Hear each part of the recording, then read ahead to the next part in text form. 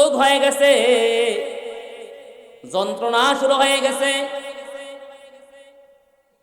এমন প্রচন্ড রোগ হয়ে গেছে, আস্তে আস্তে আপন মানুষগুলি দূর হয়ে গেছে। 4 জন স্ত্রী, তন্মধ্যে 3 জন দূরে সরে গেছেন। মাত্র 1 জন স্ত্রী, তার নাম হলো লাইয়া, ইউসুফ আলাইহিস সালামের নাতনি, আমাদের বাংলাদেশে বিবি রহিমা নামে পরিচিত। এই বিবি রহিমা আইয়ুব আলাইহিস সালামের খেদমত করেন। বিবি রহিমা চিন্তা করলেন, আইয়ুব আলাইহিস সালামের এই দুর্গন্ধযুক্ত শরীর নিয়ে সমাজে বসবাস করা সম্ভব না। আপন মানুষগুলি দূর হয়ে গেছে, আপন ভাই দূর হয়ে গেছে, রাজত্ব চলে গেছে, কিন্তু নবুয়ত এখনো পর্যন্ত বাকি আছে।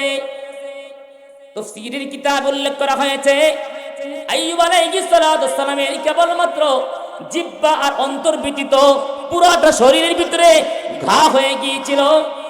কোন জায়গায় ঘাওয়ের ভিতরে আল্লাহ পাক রব্বুল আলামিন এক প্রকারের পোকা দিয়েছিলেন। শয়তান বলেছে, তোমার বন্ধুকে মদ পান করাইতে বলো। আইয়ুব নবীজি বললেন, তোমরা কারা? বলল, আমরা তোমার ফিলিস্তিনি বন্ধু। আইয়ুব নবীজি বললেন, তোমরা এই বিপদের সময় আমাকে দেখতে আসছো, তোমাকে স্বাগতম দিলাম। বন্ধুরা বললেন, আইয়ুব, আপনাকে একটা পরামর্শ দেই, যদি মদ পান করেন আপনি সুস্থ হয়ে যাবেন। আইয়ুব নবীজি বললেন, আল্লাহর কসম করে বলি, আল্লাহর কসম করে বলি, আমি রোগাক্রান্ত থাকতে থাকতে জীবন দিব, কিন্তু একবারের জন্য 1 ফোঁটা মদ আমি পান করতে পারবো না। আল্লাহ পাক রব্বুল আলামিন বলেন, দুনিয়াতে 2 প্রকারের মানুষ বানাইলাম। এক প্রকারের মানুষ হলো নিষ্পাপ, আরেক প্রকারের মানুষ নেকিও করে পাপও করে।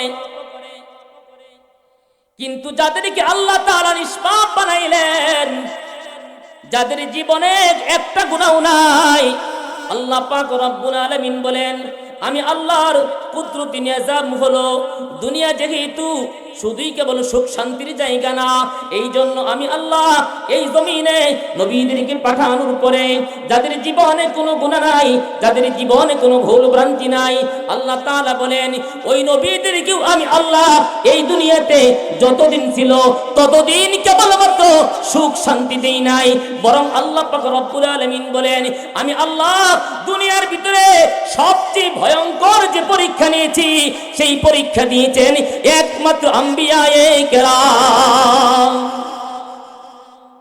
নবীগণ সবচেয়ে বেশি আল্লাহর কাছে পরীক্ষা দিয়েছে, নবীগণ সবচেয়ে বেশি বিপদ মুসিবতের সম্মুখীন হয়েছে, ঠিক না? বিশ্বাস হয়?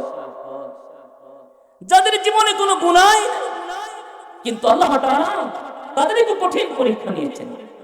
কেন কঠিন পরীক্ষা নিয়েছেন? গুনার কারণে না, কারণ তাদের গুনাহই নাই। কেন পরীক্ষা নিয়েছেন? পরীক্ষা নেওয়ার উদ্দেশ্য হলো, যখন কেউ কাউকে বন্ধু বানায়, বন্ধু বানানোর আগে তাকে টাচ করা দরকার, পরীক্ষা করা দরকার, সে কি আমার আসল বন্ধু নাকি নকল বন্ধু, ঠিক না বেঠিক? হ্যাঁ, ছেলেকে বিয়ে করাবেন, গোপনে সিভিলে কত পরীক্ষা করেন। মেয়েকে বিয়ে দিবেন, গোপনে সিভিলে প্রকাশ্যে গোপনে কত পরীক্ষা করেন, ঠিক না? কারণ ছেলের জন্য যেন উপযুক্ত বউ পায়, মেয়ের জন্য যেন উপযুক্ত জামাই। পরীক্ষা নিরীক্ষা ছাড়া 2টা ফ্যামিলি একসাথে অ্যাডজাস্ট হয় না। তারপরেও তো অনেক সময় দুর্ঘটনা ঘটেও যায়। মূল কথা হলো, পরীক্ষা ছাড়া আমরা কোনো কিছু গ্রহণ করি না।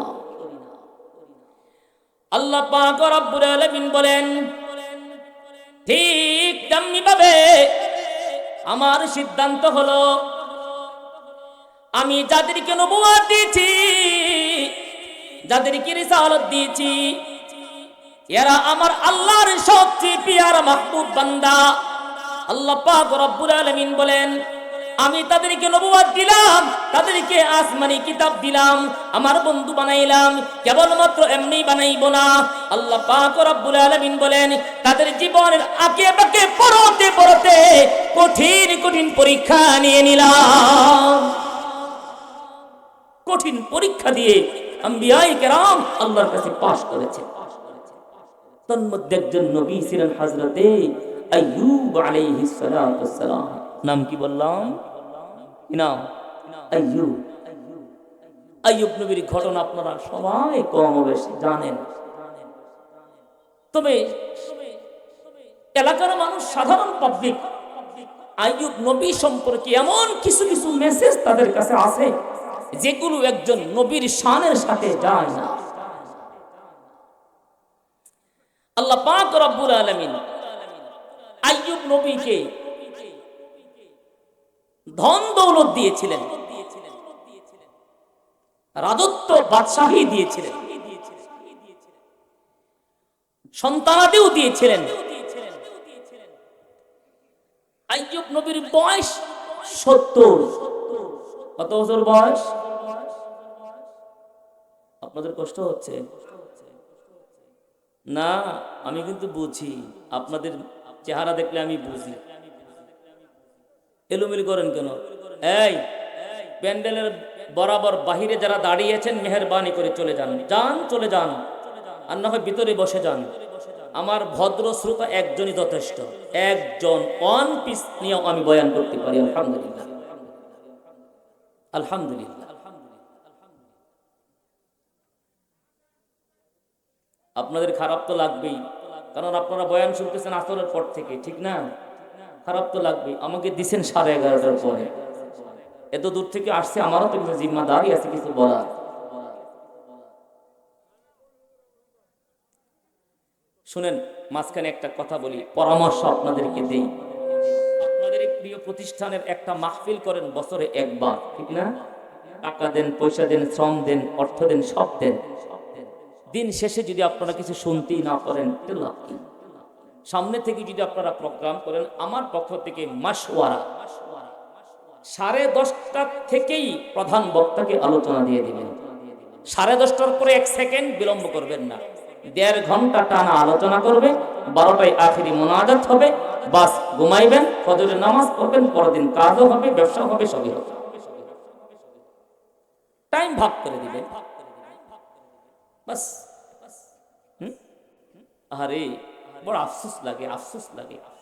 যাক, যে কথা বলতেছিলাম, আইয়ুব আলাইহিস সালাতু সালামকে আল্লাহ তাআলা ধন সম্পদ দিবেন, টাকা পয়সা দিবেন, রাজত্বও দিবেন। ওনার বয়স যখন 70, আল্লাহ তাআলা তখন পরীক্ষা নিলেন। সুবহানাল্লাহ। একদিন আল্লাহ তাআলা ফেরেশতাদের সাথে আলোচনা করতেছেন। ফেরেশতারা, তোমরা তো বলছিলাম মানুষ বানাইলে তারা আমার ইবাদত করবে না। দেখছো, আইয়ুবকে রাজত্ব দিলাম, ধন সম্পদ দিলাম, সব কিছু দিলাম, নবুয়ত দিলাম, কিন্তু তারপরেও তো সে আমাকে বলে না। মানুষের বাস্তবতা দেখবেন, মানুষের যখন টাকা পয়সা, মানুষের যখন বেশি হয়, অভাব দূর হয়, তখন কিন্তু মানুষের দিনদারি কমে যায়, ঠিক না? হ্যাঁ, আগে যখন অভাব ছিল তখন মানুষ মসজিদে আসছে, নামাজ পড়ছে, তাবলীগ করছে, কিন্তু আস্তে আস্তে ছেলে একটা না, দুইটা না, 3টা বিদেশে গেছে। এখন মাস গেলেই 1.5 লাখ 2 লাখ টাকা আসে। এখন আর মসজিদ সে চিনে না। হয় না? হয় না? হ্যাঁ, এখন তার হাতে বেনসনের প্যাকেট, বাপই ভিন্ন রকম। এখন তার জায়গা হয়েছে ক্যাসিনো, তার জায়গা হয় জুয়ার ফট, তার জায়গা হয় গাজার ফট। বিভিন্ন জায়গায় বেজাগায় তার আনাগোনা হয়, মসজিদে যায় না। মানুষ তখন বেশি নাফরমান হয়ে যায়। আল্লাহ পাক রব্বুল আলামিন ফেরেশতাদেরকে বললেন, ফেরেশতারা, তোমরা তো বলেছিলা আমি মানুষ বানাইলে তারা নাকি আমার ইবাদত বন্দেগী করবে না। আল্লাহ পাক রব্বুল আলামিন কি ফেরেশতারা বললেন, আল্লাহ, আমরা তো বলেছিলাম, কিন্তু আপনি তো বলেছিলেন আপনি যা জানেন তা তো আমরা জানি না। আল্লাহ তাআলা বললেন, আমার আইয়ুবকে আমি ধন সম্পদ দিয়েছি, রাজত্ব দিয়েছি, ওহীও দিয়েছি, নবীও বানাইছি, কিন্তু তারপরেও আমার আইয়ুব এক মুহূর্তের জন্য আমি আল্লাহর ইবাদত বন্দেগী ছাড়ে না। আচ্ছা, আপনারা যারা প্যান্ডেলের ভিতরে আছেন আপনাদের কষ্ট হচ্ছে, একটু দাঁড়ান তো, দাঁড়ান। কে কি বয়ান শুনেন, কে কি বয়ান শুনবেন তারা দাঁড়ান, যারা শুনবেন না তারা বসেন। দাঁড়ান, যে যে শুনবেন তারা দাঁড়ান, যারা শুনবেন না তারা বসেন। যারা বসে থাকবেন পরে তাদেরকে বের করে দেব আমি। আমি অন্য মেজাজের মানুষ, আমি শুধু বক্তা না, আমি শিক্ষক। এই আগে আসেন, আসেন আসেন আসেন আসেন, আগায় আসেন। শ্রোতাদের মাঝখানে খালি থাকলে বক্তার দিল খালি হয়ে যায়, কথা আসে না। আসেন, এগিয়ে আসেন, আসেন, এগিয়ে আসেন।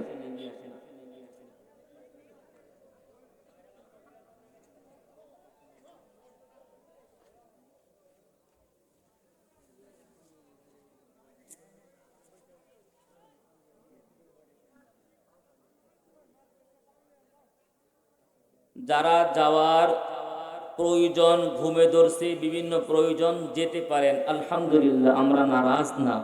দোয়া করি আল্লাহ তাআলা যেন আপনাদেরকেও শেষ পর্যন্ত থাকার যে বরকত ওটা দান করেন, আমিন।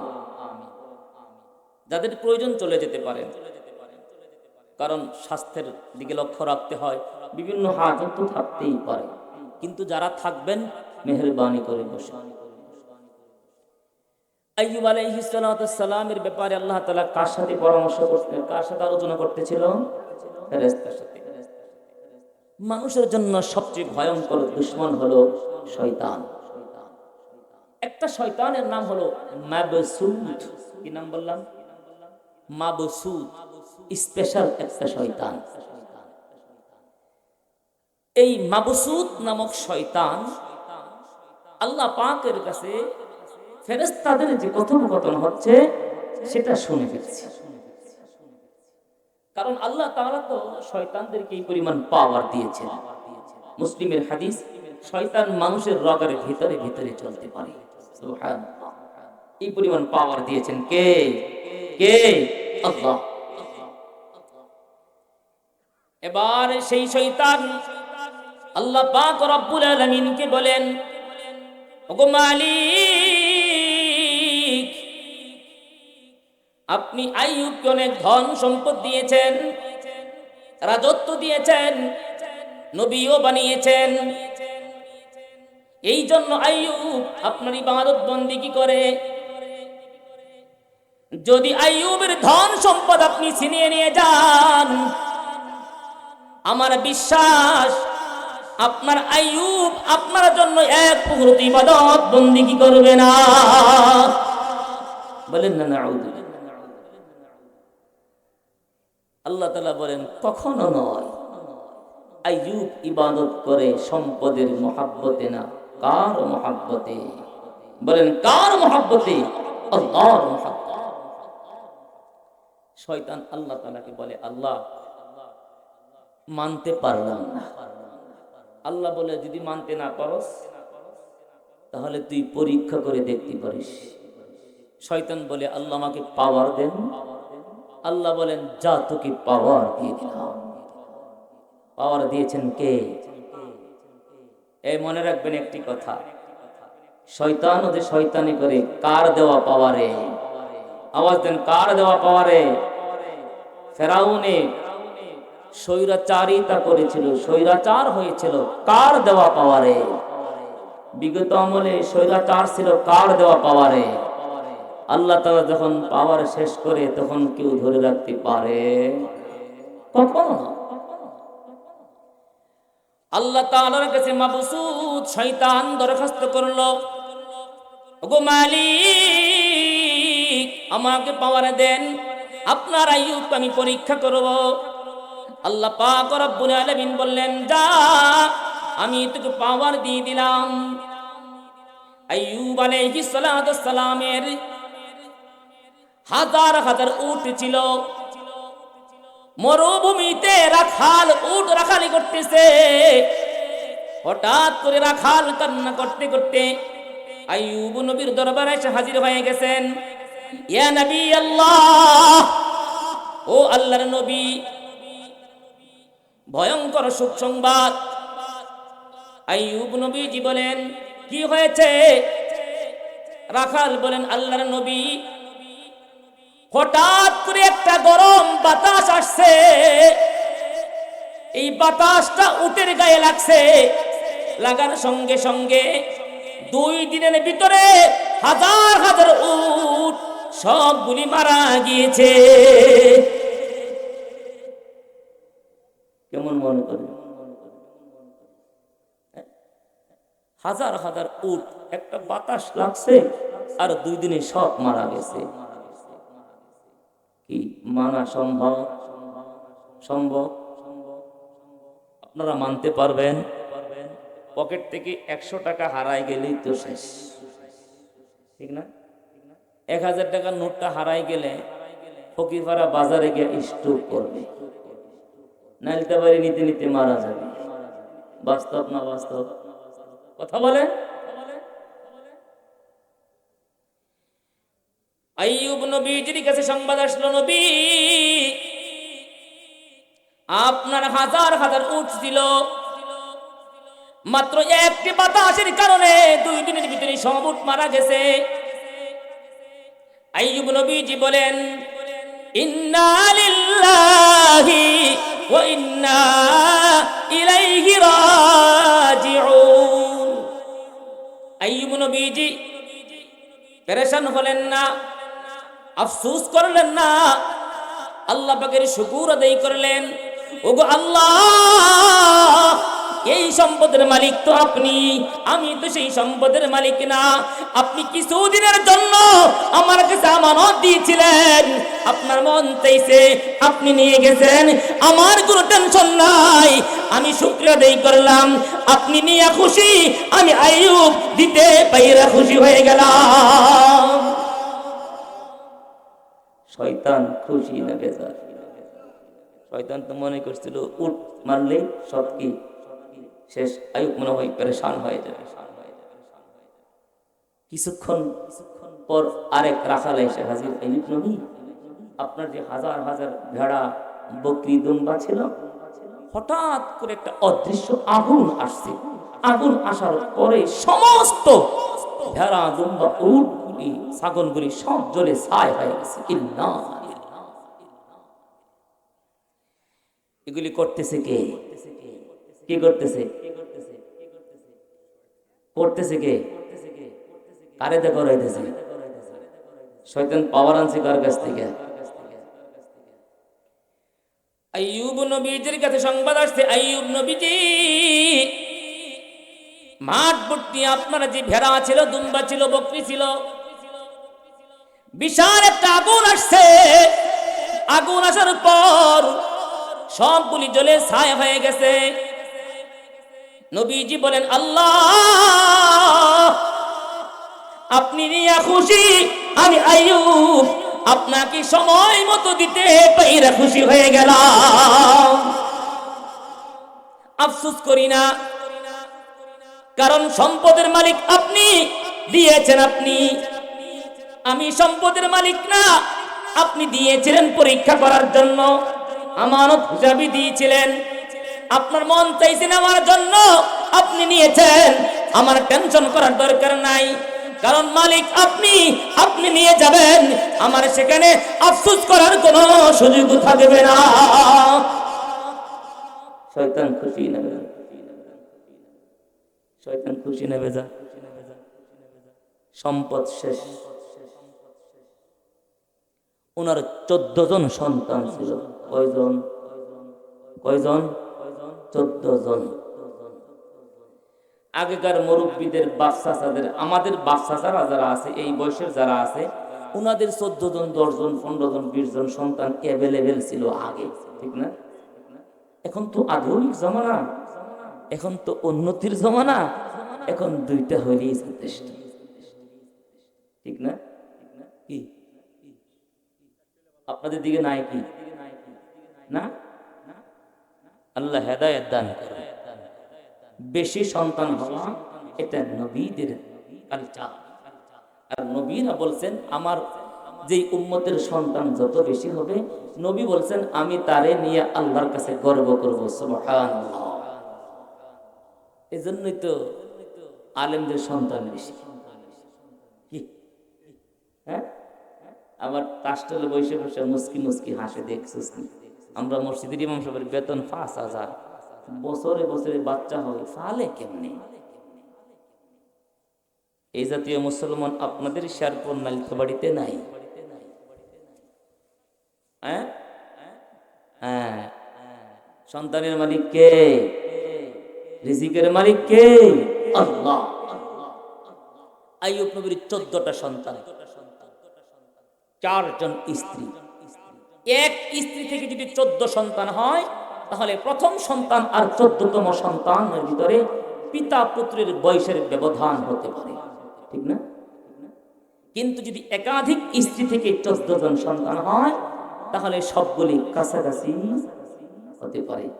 কারণ বছরে তো কমপক্ষে 4টা হতে পারে, জমজ হলে তো বেশিও হতে পারে, ঠিক না? আমার 2 নানু ছিল।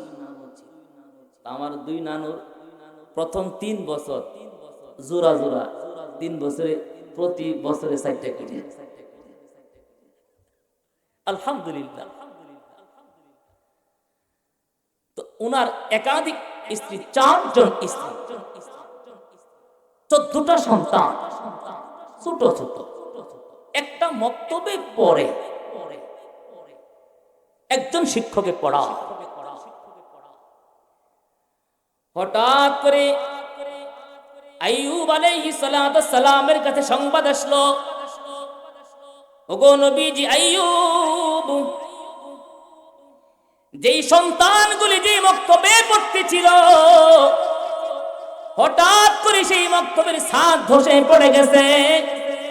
এই ছাদের নিচে পড়ে 14টা সন্তান সাথে সাথে মারা গিয়েছে। বুঝে থাকলে বলুন, একজন বাবার যদি 14টা সন্তান একসাথে মারা যায়, বাবা কি সহ্য করতে পারবে? একজন বাবাকে জিজ্ঞেস করেন, আপনার জীবনের সবচেয়ে প্রিয় বস্তুর নাম কি? বাবা চোখ বন্ধ করে বলবে, আমার কলিজার চেয়ে প্রিয় হলো আমার কলিজার টুকরা সন্তান। বাবার জন্য এর চেয়ে ভারী কোনো বস্তু হতে পারে না।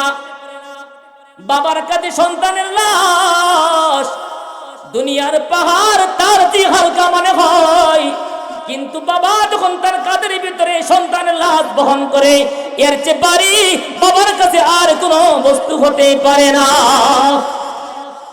বাবা তখন সন্তানকে দাফন করে, বাবা তখন বলে, আমি আমার সন্তান দাফন করলাম না, আমার কলিজাটা কেটে টুকরা টুকরা করে মাটির নিচে দাফন করে দিলাম, আমার সন্তান দাফন করলাম না।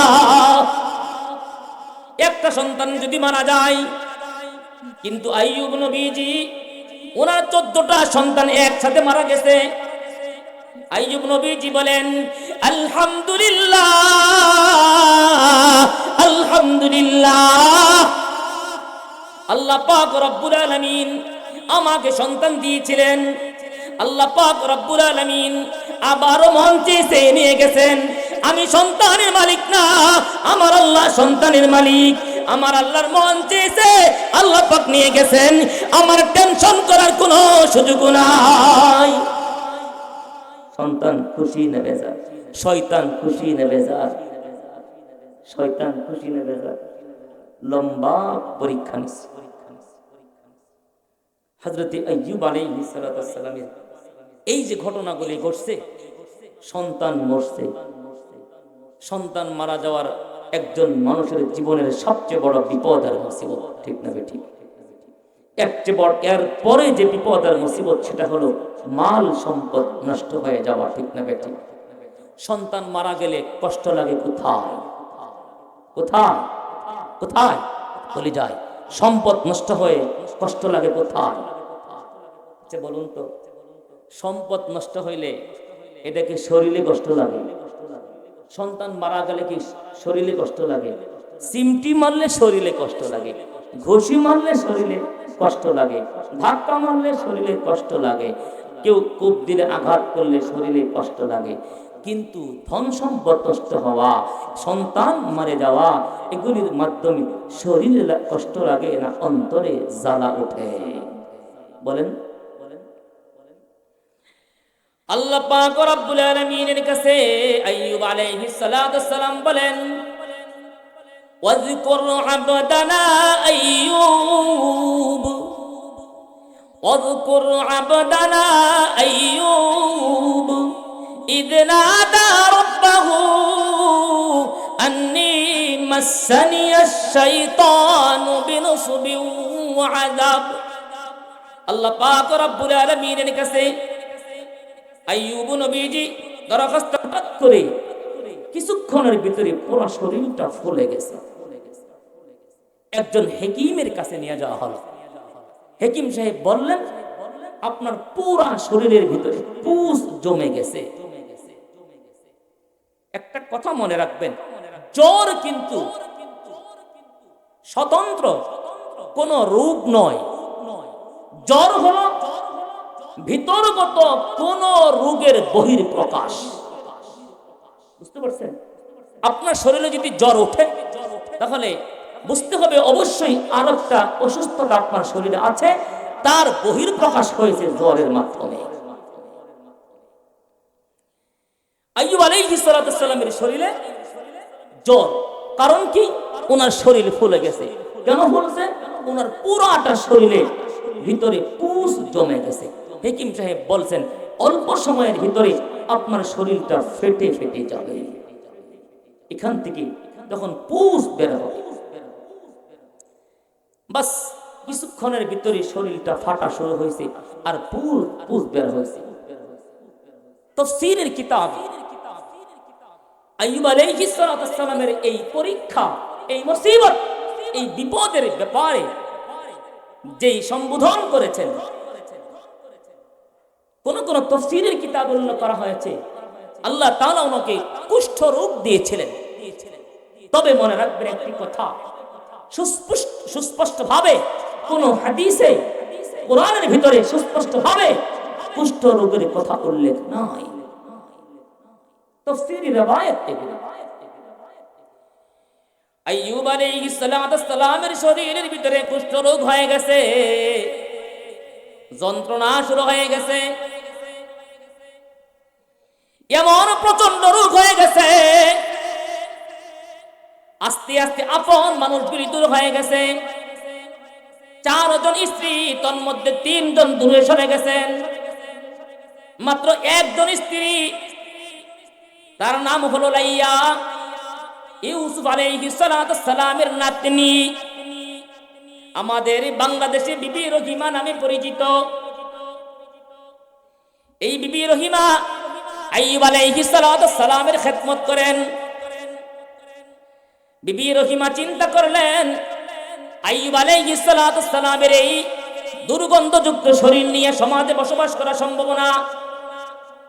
আপন মানুষগুলি দূর হয়ে গেছে, আপন ভাই দূর হয়ে গেছে, রাজত্ব চলে গেছে, কিন্তু নবুয়ত এখনো পর্যন্ত বাকি আছে।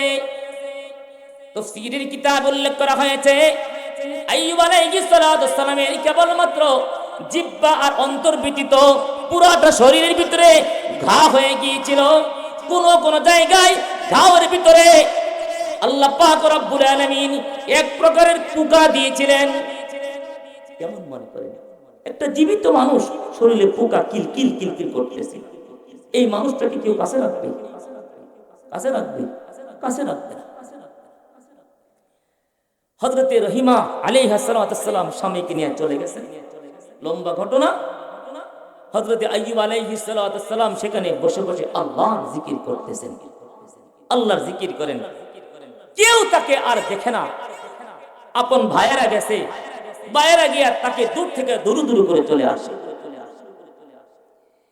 এই শয়তান একদিন আইয়ুব আলাইহিস সালাতু ওয়াস সালামের 2 বন্ধু, ফিলিস্তিনি বন্ধু, 2 বন্ধুকে গিয়া বলল, এই আইয়ুবের বন্ধুরা, তোমাদের দুস্থ এত বড় রোগাক্রান্ত, যাও তাকে দেখে আসো। আর আমার পক্ষ থেকে একটা মেডিসিন নিয়ে যাও, এই মেডিসিন যদি সে খায়, সেবন করে, সুস্থ হয়ে যাবে। পরামর্শ কে দিয়েছে? শয়তান। তাকে? আইয়ুব নবীর দুইজন বন্ধু।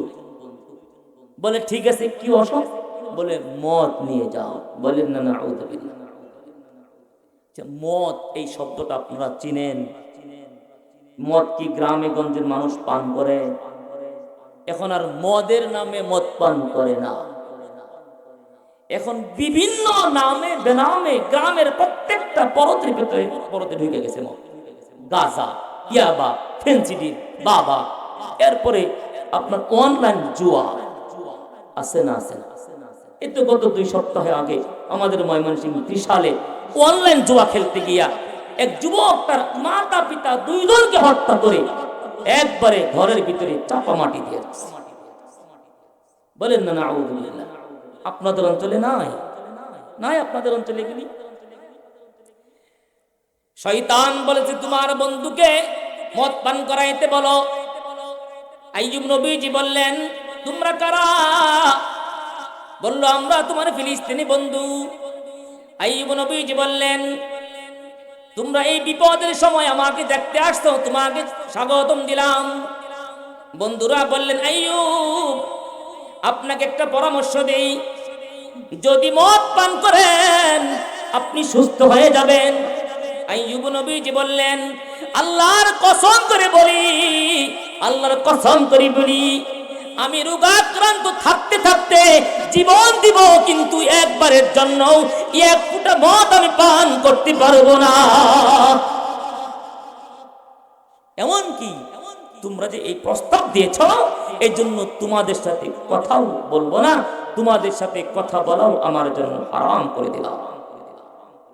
মনে রাখবেন একটি কথা, মানুষের জাহান্নামে যাওয়ার জন্য একটা গুনাহ যথেষ্ট, আর সমস্ত গুনার মা, সমস্ত গুনার উৎস হলো এই নেশা জাতীয় দ্রব্য। বিশ্বাস হয়? নেশা হলো সমস্ত গুনার মা। قال رسول الله صلى الله عليه وسلم مدمن الخمر إن مات لقي الله تعالى كعابد الأوثان।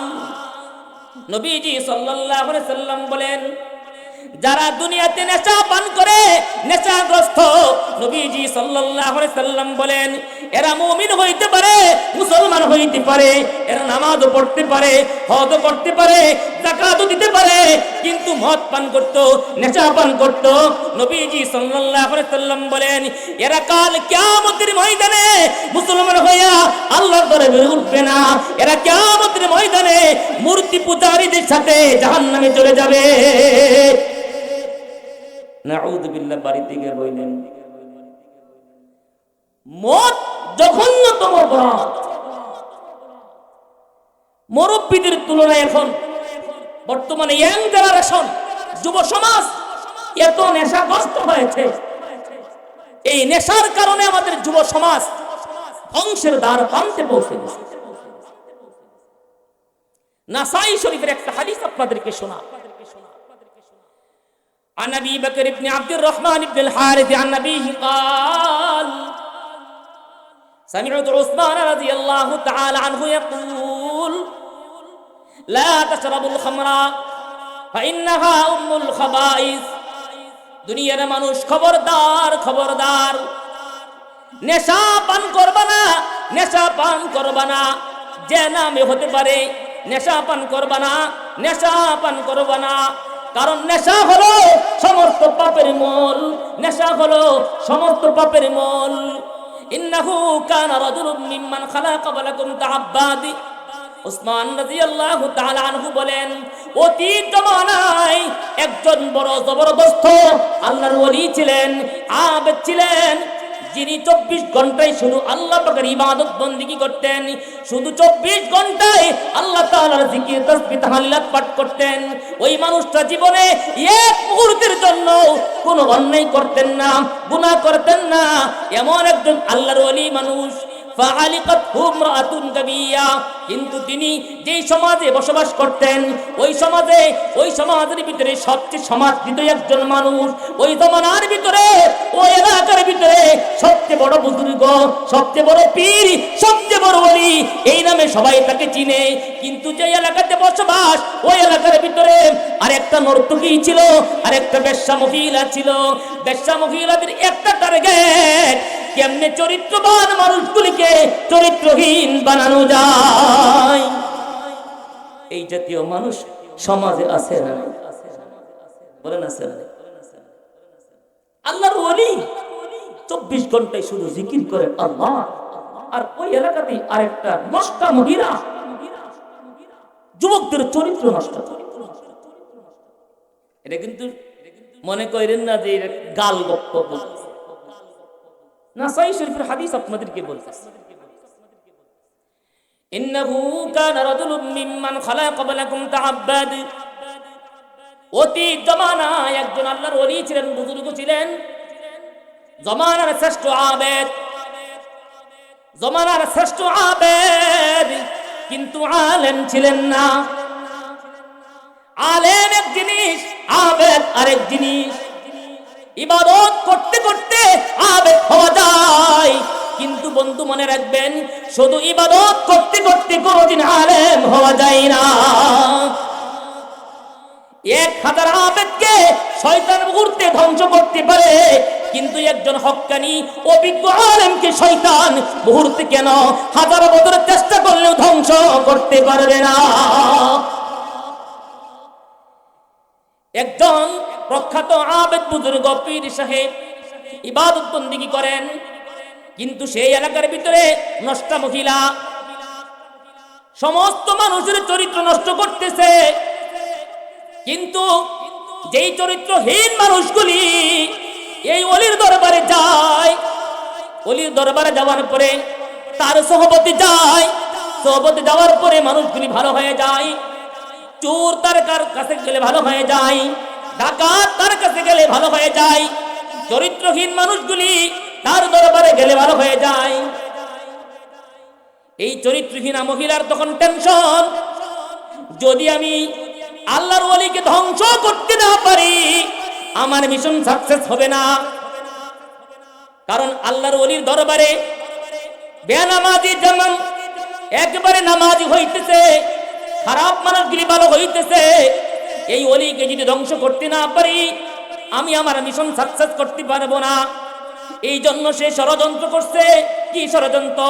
ফাআলিকাতহুম রাআতুন গাবিয়া ফারসালাত ইলাইহি জারিয়াতাহা, এই নষ্টা মহিলার একটা দাসী ছিল, কিন্তু ওলি যে এখানে গেছে মহল্লার কেউ জানে? কেউ জানে না।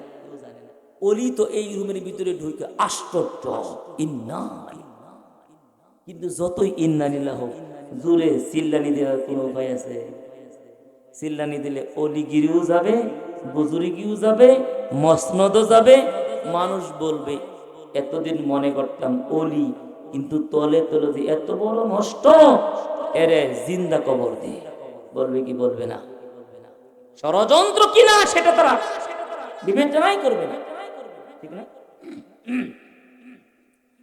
হাত্তা আফযা ইলা ইমরাতিন ওয়াদিআ ইনদাহা গুলাম ওয়া বাতিয়াতু খামরিন, আল্লাহর ওলি হাঁটি হাঁটি পা পা করে এমন একটা রুমের ভিতরে চলে গেলেন। বেশ্যা মহিলা সেই রুমের ভিতরে সেজে গুজে বসে আছেন। একানা ইনদাহা গুলাম, তার একটি ছোট নাবালক ছেলে, ওয়া বাতিয়াতু খামরিন, আরেকটা মদের পেয়ালা। আল্লাহর ওলি যখন মাত্র ওই বেশ্যা মহিলার নিকট পর্যন্ত চলে গেলেন, ফাকালাত ওয়াল্লাহি ইন্না লা নাদউকা লিশহাদা। বেশ্যা মহিলা বলল, ও আল্লাহর ওলি, আপনি মনে করছেন সাক্ষী দেওয়ার জন্য নিয়ে আসছি? না না, এটা একটা নাটক, এটা ষড়যন্ত্র। আমার টার্গেট হলো আপনাকে ধ্বংস করব। সমস্ত খারাপ মানুষগুলি আপনার কাছে গেলে ভালো হয়ে যায়। এই জন্য আগে আপনাকে নষ্ট করতে হবে। কেমনে নষ্ট করব? একটা নাটক সাজাইলাম, একটা ষড়যন্ত্র করলাম, সাক্ষী দিতে হবে না। আল্লাহর ওলি আমার ঘরে আসছেন, আপনাকে 3টা কাজের প্রস্তাব দিব। এই 3 কাজের ভিতরে যদি একটা কাজ করেন, আমি কথা দিলাম আমার দরবার থেকে আপনাকে নিরাপদে ছেড়ে দিব। ওইটা কাজ সহিহ হাদিস, সহিহ হাদিসের কথা বলি। 3টা কথা বলছি। 1 নম্বর প্রস্তাব, লিতাকা আলাইয়া, আমার সাথে জিনা করা। বলেন না নাউয। জিনা করা সম্ভব? জিনা করা সম্ভব? কথার কথা আপনাদের কাউকে যদি বলে যে 10,000 টাকা দিলাম তুই জিনা কর, তাও করবো আমরা? 1 লক্ষ টাকা দিলে করব? 1 কোটি টাকা দিলে করব? করব না। কারণ জিনাকে আল্লাহ যেমন ঘৃণা করে, সমাজের মানুষ ঘৃণা করে, হাইওয়ান জানোয়ারও ঘৃণা করে। ঠিক না বেঠিক? এটা আল্লাহর দৃষ্টিতেও শাস্তিযোগ্য অপরাধ, সমাজের দৃষ্টিতেও শাস্তিযোগ্য অপরাধ, আমাদের বিবেক বুদ্ধিতেও শাস্তিযোগ্য অপরাধ। ঠিক না বেঠিক? আমরা কেউ জিনা করি নাই। মনে রাখবেন একটি কথা, মনে রাখবেন একটি কথা, শুধুই কেবলমাত্র বিশেষ অঙ্গের কাজের নাম জিনা না। রাসূল হাদিসে পাকে বলেছেন, قال رسول الله صلى الله عليه وسلم زنا العين النظر زنا اليد البطش। নবীজি সাল্লাল্লাহু আলাইহি সাল্লাম বলেন, উম্মত শুধু বিশেষ অঙ্গ দিয়ে জিনা করলেই জিনা হয় না। যদি কোনো পুরুষ পর মহিলার দিকে তাকাইলো, সাথে সাথে তার আমলনামার ভিতরে জিনার গুনাহ জমা হয়ে যায়। যদি কোনো মহিলা পর পুরুষের দিকে তাকায়, সাথে সাথে তার আমলনামার ভিতরে জিনার গুনাহ জমা হয়ে যায়। নবীজি সাল্লাল্লাহু আলাইহি সাল্লাম বলেন, লা ইয়াজনি জানি হিনা ইয়াজনি ওয়া হুয়া মুমিন। নবীজি সাল্লাল্লাহু আলাইহি সাল্লাম বলেন, যখন কোন মুমিন জিনা করে, জিনা করা অবস্থায় তার কলবের ভিতরে ঈমান আর থাকে না। বলেন, আমাদের চোখ দিয়া জিনা হয় কিনা? নামাজ পড়েন, তাবলীগে যান, হজ করেন, উমরা করেন, কিন্তু ঘরে পর্দা নাই। বলেন আছে না? ছেলে 5টা বিয়ে করাইছেন, নাইলতাবাড়ি চাষটলে গিয়া মুসের ভিতরে তেল মারছেন, তেল মালিশ করতেছেন, ঠ্যাঙ্গের উপর ঠ্যাং তুলা নাড়াইতেছেন আর কপি খাইতেছেন, বলতেছেন 5টা ছেলেরে বিয়ে করাইছি, 5টা ছেলের করে 20টা নাতি হইছে, এখনো পর্যন্ত এক পাকে খায়, এক বউরে, এক ভাইয়ের বউ আরেক ভাইয়ের খাওয়ায়। আছে না? আছে না? হ্যাঁ, ছোট ভাইয়ের বউ বড় ভাইয়ের খাওয়ায়, বড় ভাইয়ের বউ ছোট ভাইয়ের খাওয়ায়। কি মিল মোহাব্বত! আমার ফ্যামিলিতে কোনো ঝামেলা নাই। এই ধরনের ফ্যামিলি আছে না নাই? জাহান্নামের টুকরা, কসম আল্লাহর, কসম আল্লাহর, কসম আল্লাহর, জাহান্নামের টুকরা, কোনো সন্দেহ না, কোনো সন্দেহ, কোনো সন্দেহ নাই। قال رسول الله صلى الله عليه وسلم ثلاثة لا يكلمهم الله تعالى يوم القيامة وفي رواية ولا يزكيهم ولهم عذاب أليم। নবীজি সাল্লাল্লাহু আলাইহি সাল্লাম বলেন, 3 প্রকার মানুষকে কিয়ামতের দিন আল্লাহ তাআলা পবিত্র করবে না, গুনাহ থেকে পবিত্র করবে না, এদেরকে রহমতের দৃষ্টি করবে না, এদেরকে জান্নাত দিবে না। 1 নম্বরে হলো শাইখুন জানিন। শাইখুন জানিন, বুড়া হয়ে গেছে, তারপরে গুনাহ, জিনার গুনাহ ছাড়ে না। বুড়া হয়ে গেছে, তারপরেও তো ছোট ভাইয়ের বউ দেখতেছেন, বড় ভাইয়ের বউ দেখতেছেন, শাশি দেখতেছেন, মামি দেখতেছেন। এগুলো দেখা কবিরা গুনাহ, কবিরা গুনাহ, জিনার গুনাহ। বলেন না নাউযুবিল্লাহ। শুধু খালি শালি দেখা যায়, শালি টকটম ফ্রি বোনাস নাকি? হ্যাঁ, দেবরের জন্য ভাবি দেখা কি জায়েজ? রাসূল হাদিসে পাকে বলছেন, সাহাবারা জিজ্ঞাসা করছেন, ইয়া রাসূলুল্লাহ, দেবর আর ভাবির সম্পর্কটা কেমন? নবীজি বলছেন, দেবর আর ভাবির সম্পর্ক হলো সাপের চেয়ে ভয়ঙ্কর। আলহামদুলিল্লাহ,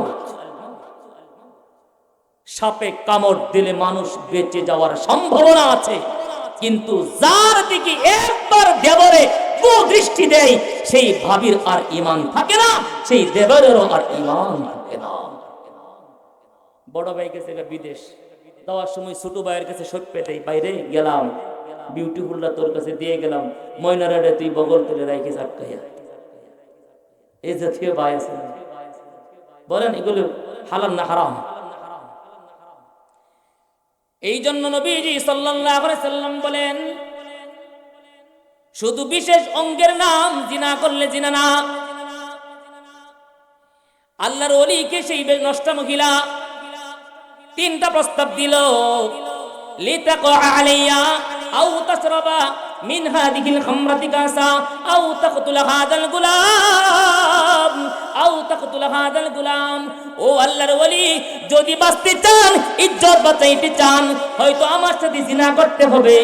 আল্লাহর ওলি বললেন, না না, জিনা করতে পারবো না, কারণ জিনা করা এমন একটা ভয়ঙ্কর অপরাধ।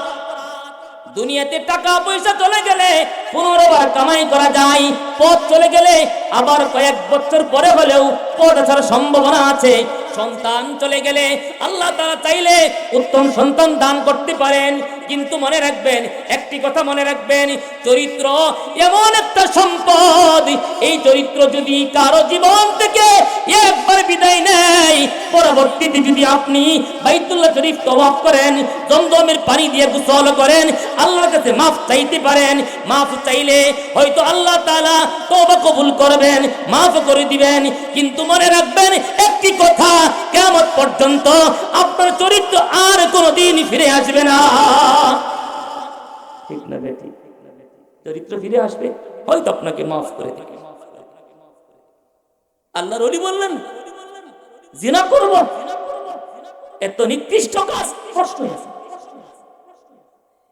এবার বেশ্যা মহিলা বলল, যদি জিনা করতে না চান, আর একটা অপশন আছে, আও তাকতুল হাদাল গোলাম, এই যে আমার শিশু বাচ্চাটা আছে, এটাকে হত্যা কর।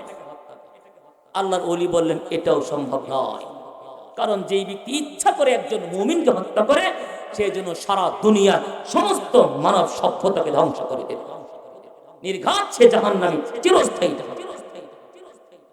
ওলি বললেন সম্ভব না।